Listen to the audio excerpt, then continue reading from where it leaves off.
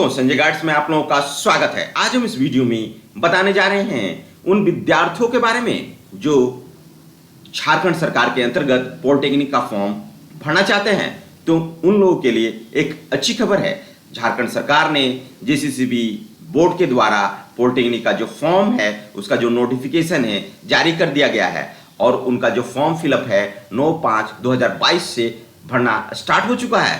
तो इनका जो डिटेल्स है आज हम इस वीडियो में आपको बताने जा रहे हैं। इनका जो नोटिफिकेशन है तथा इनका जो डिटेल्स है, क्वालिफिकेशन, एज क्राइटेरिया तथा आपको कौन कौन से डॉक्यूमेंट्स आपको लगेंगे उसके बारे में आज हम इस वीडियो में आपको बताने जा रहे हैं। तो इसलिए जो भी आप फॉर्म फिलअप इसमें भरें तो काफ़ी सावधानी पूर्वक भरें, क्योंकि एक बार अगर आपका फॉर्म में गलती हो जाता है तो इसको एडिटिंग करने में काफ़ी आपको टफ होगा, क्योंकि इनके लिए एडिटिंग का कोई भी प्रोसेस नहीं दिया गया है। आपको मेल करना होगा जेसीसीबी बोर्ड के लिए, उसके बाद कई तरह से काफ़ी प्रॉब्लम होगा, तभी आप इसमें सुधार कर सकते हैं। इसलिए जो भी फॉर्म फिलअप करें काफ़ी सावधानी पूर्वक भरें। हम आप इसके बारे में जो भी नोटिफिकेशन जारी किया गया है उसके बारे में हम डिटेल से बता दे रहे हैं, इसलिए इस वीडियो को आप सावधानी पूर्वक देखिए। उसके बाद जो भी फॉर्म फिलअप है, कैसे हम फॉर्म फिलअप करेंगे ऑनलाइन, उसके बारे में हम आप डिटेल से आपको बताएंगे। इसलिए इसमें कोई भी जल्दबाजी आप ना करें। अब हम आपको इसका जो नोटिफिकेशन जारी किया गया है झारखंड सरकार के अंतर्गत उसके बारे में हम बता रहे हैं। यह झारखंड सरकार का जो नोटिफिकेशन है इस प्रकार है। झारखंड राज्य स्थित राज्य पॉलिटेक्निक महिला सहित जितने भी राजकीय गैर राजकीय पॉलिटेक्निक संस्थान हैं डिप्लोमा के लिए तथा जितने भी Jharkhand government mini tool room training centre Ranchi and government tool room and training centre Dumka में टूल एंड डाई मेकिंग 2022 और 2023 के लिए प्रथम वर्ष में के फॉर्म के लिए आवेदन आमंत्रित किए गए हैं। इसमें जो योग्यता है झारखंड सरकार के अस्थायी तथा स्थानीय निवासी होना चाहिए तथा भारत का नागरिक होना चाहिए, तथा इसमें जो भी योग्यता है, एलिजिबिलिटी है पॉलिटेक्निक फॉर्म भरने के लिए, उसमें आपको मैट्रिक पास होना चाहिए तथा कम से कम आपको 35% मार्क्स आपको लाना है। उसके बाद इसमें जो आयु सीमा है उसके बारे में हम बताते हैं। अगर आपको माइनिंग के लिए पॉलिटेक्निक का फॉर्म भरना है तो उसमें जो एज क्राइटेरिया है, आपका न्यूनतम आयु 1/7/2022 को कम से कम आपको 17 वर्ष होना अति आवश्यक है, तथा अन्य के लिए इसमें कोई भी अधिकतम तथा न्यूनतम आयु की सीमा निर्धारित नहीं की गई है। सिर्फ आपको अगर माइनिंग का फॉर्म भरना है तो कम से कम आपकी जो एज है 17 वर्ष होनी अति आवश्यक है, जिसका डेट निर्धारित किया गया है 1/7/2022 तक आपका 17 वर्ष हो जाना चाहिए। इनका जो पॉलिटेक्निक का जो फॉर्म फिलअप है कब से स्टार्ट हुआ इसके बारे में हम बता दे रहे हैं। ऑनलाइन आवेदन की जो प्रक्रिया है, प्रारंभ होने की जो तिथि है 9/5/2022 से सभी भी वेबसाइट में आ चुकी है। आप 9/5/2022 से ऑनलाइन फॉर्म फिलअप कर सकते हैं, तथा जो आवेदन की जो अंतिम तिथि है 23/5/2022 निर्धारित की गई है। इसलिए आप अपने वेबसाइट में जेसीसीबी बोर्ड के वेबसाइट में जाकर 9/5/2022 से फॉर्म फिलअप कर सकते हैं, लेकिन फॉर्म को अच्छी तरह से आप उसको स्टडी करें, उसके बाद ही यह फॉर्म फिलअप करें। यानी तुरंत ही जैसे ही नोटिफिकेशन जारी हुआ उसके तुरंत ही आप फॉर्म फिलअप ना करें। 1-2 दिन के अंदर अच्छी तरह से समझ लें, उसके बाद इसका जो फॉर्म है पॉलिटेक्निक का फॉर्म फिलअप करें। ठीक है। जो इसका जो डेट है, एग्जाम डेट, परीक्षा का जो तिथि है 19/6/2022 है, इसलिए आपको 4 दिन पूर्व आप इसका एडमिट कार्ड डाउनलोड कर सकते हैं वेबसाइट के माध्यम से। अब आप पूछेंगे कि जो इसका जो शुल्क है, परीक्षा का जो शुल्क है क्या है। ये परीक्षा का शुल्क सेम रखा गया है, यानी कि आपका अगर आप EWS इकोनॉमिकल वीकर सेक्शन के अंतर्गत आते हैं, सामान्य वर्ग के अंतर्गत हैं, BC1 है या BC2 है, तो आपका जो फीस है 650 रुपया लगेगा।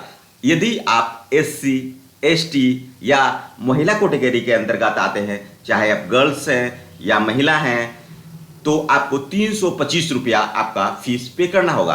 यानी आपका जो भी जनरल या BC1 BC कैटेगरी के 650 रुपया लग रहा है, यानी आधा आपको लगेगा, यानी 325 रुपया आपको पे करना है SC ST और SC कैटेगरी के और महिला कैटेगरी के लिए। ठीक है।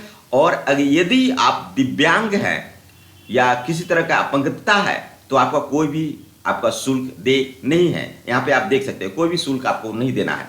ठीक है। ये जो परीक्षा शुल्क जो आपको दे है नॉन रिफंडेबल होगा, यानी आपका जो अगर आप पेमेंट कर दिए हैं और फिर से आप उसको वापस लेना चाहते हैं तो यह फीस आपको वापस नहीं होगा, यानी नॉन रिफंडेबल होगा।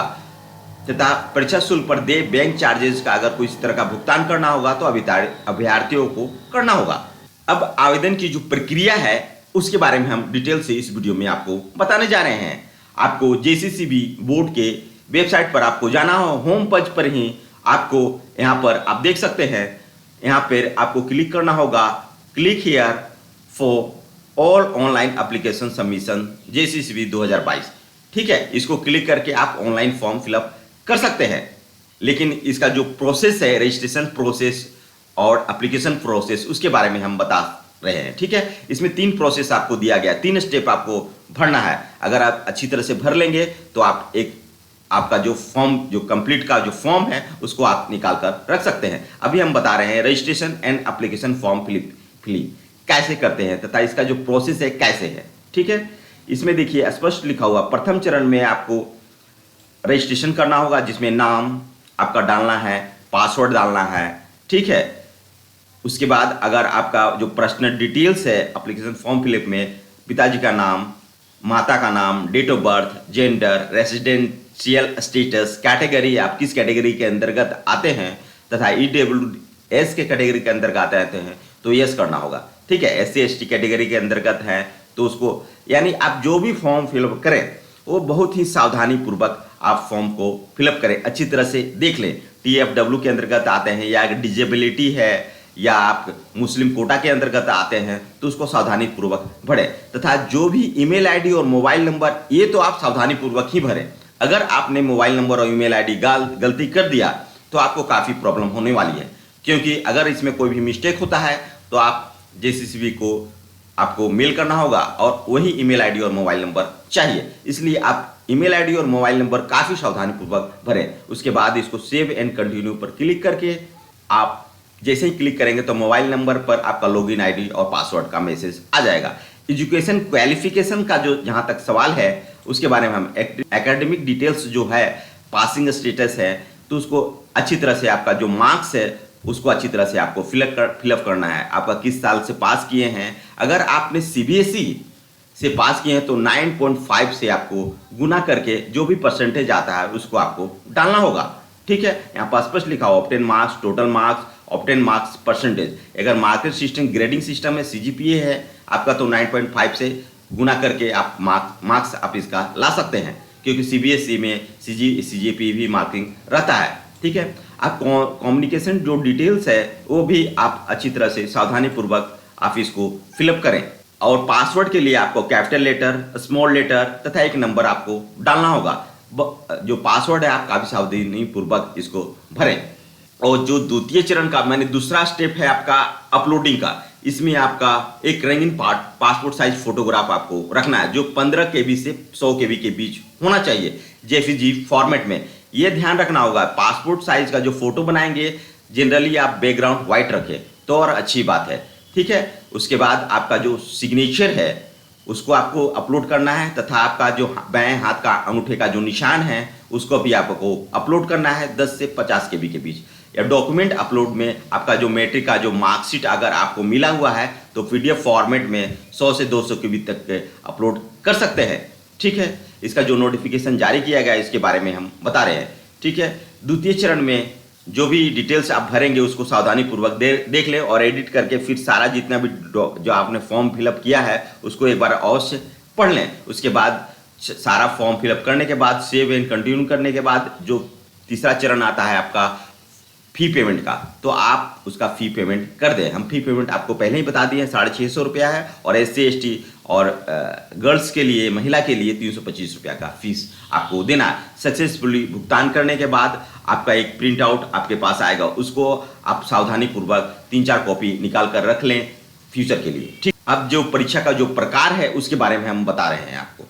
परीक्षा का जो प्रकार है OMR बेस्ड होगा, नहीं ऑफलाइन मोड में आपको किया जाएगा। इसमें जो भी आपका सब्जेक्ट्स है उसमें आपका फिजिक्स, केमिस्ट्री और मैथ के बेसिस पर आएगा। जो मैट्रिक बेसिस पे आपका फिजिक्स, केमिस्ट्री, मैथ आपने पढ़ा है उसको आप अच्छी सावधानी पूर्वक आप तैयारी कर ले, क्योंकि उसी से आपका जो भी क्वेश्चंस हैं वो आपको आएंगे। तथा इसका जो क्वेश्चन है आपका 150 मार्क का होता है, ठीक है। यानी सभी में आपको 50 50 50 करके आएगा, यानी 150 मार्किंग, ठीक है। यह जो समय है 2.5 घंटे का आपका रहता है। 2.5 घंटा यानी कि एक क्वेश्चंस पर आपको 1 मिनट आपको समय दिया जाएगा। ये भी ध्यान रखें, अगर आपको क्वेश्चंस नहीं आता है तो आप उसको छोड़ दें, क्योंकि अगर आपने गलत फिलअप किया तो आपको 0.25 आपका डिडक्ट कर दिया जाए, यानी आपका इसमें नेगेटिव मार्किंग दिया हुआ है, यानी आपका डिडक्ट होगा। इससे आपका जो मार्क्स है, आपने कुछ सही डाला है तो उसमें आपको नेगेटिव मार्किंग होने के कारण आपका मार्क्स कम आ सकता है। इसलिए जो भी आपका एग्जाम में बैठे ओएमआर को अच्छी तरह से उसको मार्किंग करें, क्योंकि ABCD के तरह से आएगा आपका, उसमें से एक चूज करना है और जो ओएमआर सीट आपको मिलेगा उसमें आपको गोल मार्किंग अच्छी तरह से करना है, ठीक है। तथा जो भी आरक्षण का जो नीति है झारखंड सरकार के अंदर, जो अद्यतन आरक्षण नीति आता है वही प्रभावी होगा। इसलिए जो ये पॉलिटेक्निक का जो फॉर्म है, हम जैसे आपको डिटेल से बताएं वो आप अपने पास रख लें, ठीक है। फोटो, सिग्नेचर, थंब इम्प्रेशन और मैट्रिक का एडमिट कार्ड और मार्कशीट अवश्य आप ले जाएं, तथा आधार कार्ड भी अपने साथ आप साइबर कैफे में या अपने से भी लैपटॉप के माध्यम से भर सकते हैं। मोबाइल से नहीं भरें, क्योंकि मोबाइल से गलती होने के चांसेस रहते हैं, क्योंकि इसमें एडिटिंग का ऑप्शन नहीं दिया हुआ है। इसलिए ये जो फॉर्म है काफ़ी सावधानी पूर्वक भरें। आगे के वीडियो में हम आपको बताएंगे कि इसका जो फॉर्म फिलअप है किस तरह से किया जाता है। स्टेप बाय स्टेप हम आपको ऑनलाइन फॉर्म फिलअप करना बताएंगे, ठीक है। धन्यवाद।